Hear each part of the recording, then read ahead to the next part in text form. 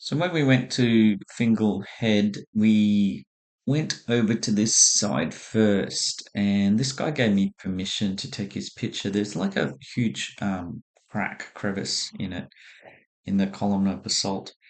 And when you go in there, there's this all this weird sort of material that's this glassy, quartzy looking um, reddish color. Now the reddish color makes sense because of all the iron, um, but I wasn't quite sure if it was what it was. Usually it's either calcite or quartz. Now you don't need to carry around um, hydrochloric acid to see the fizz for the. You just can grab because calcite scratches really easy and quartz is really hard. You can just grab a knife and you just scratch it.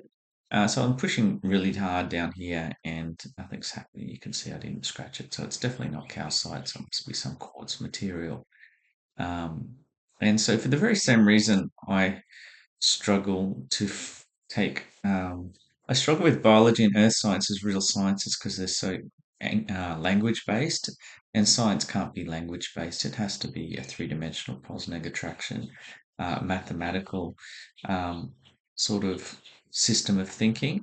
But for that very reason, ChatGPT is just amazing for earth science and biology because they're all just immersed in descriptions in English. And so I gave it everything I knew, and it comes back to me and tells me, um, based on everything it knows, that this is just a perfect fit, and so it must be some sort of quartz, iron stained quartz. They're saying chalcedony, so I'm fine to go with that. Um, and that makes perfect sense. It all fits in with the fact that the vesicles formed very quickly and then the rock broke.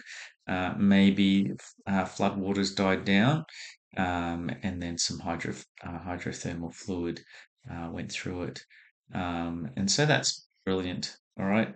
ChatGPT is absolute gold for earth science and biology, and absolutely terrible for chemistry. Okay. Thanks, ChatGPT.